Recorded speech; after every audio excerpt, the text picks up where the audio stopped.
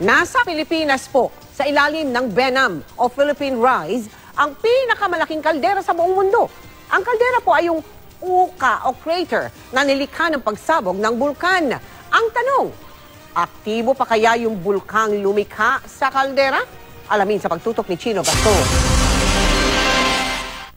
Ang pambihirang yamang dagat na makikita sa Benham o Philippine Rise gaya ng mga malawak na coral reefs at mamahaling commercial fish tulad ng bluefin tuna, bunga raw ng mga volcanic eruption na nagbuo ng volcanic plateau may 47 milyong taon na ang nakararaan.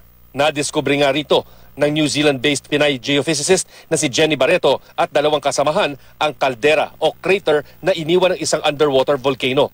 Pinangalanan nila itong Apo Laki na ibig sabihin ay higanting Panginoon o pinuno.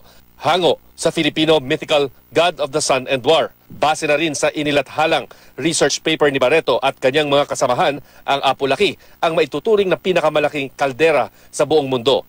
Ayon kay Barreto, may diameter ng 150 kilometers ang Apo Laki Caldera at tumbas ng distansya mula Quezon City hanggang Paniki, Tarlac.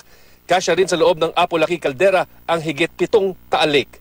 Halos triple ang laki nito kumpara sa Yellowstone Caldera ng Amerika. Nabubuo ang isang kaldera dahil sa pagguho ng isang bulkan na lumilikha ng higanteng buta sa lupa.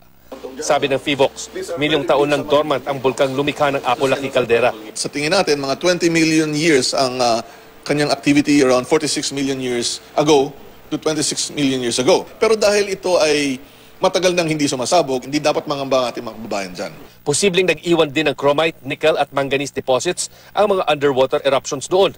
Pero ayon kay Solidum, imposibleng may langis dito. Imposibleng magka-oil kasi ang oil ay galing sa mga vegetation, sa forest. Walang ganyan dyan sa lugar na yan.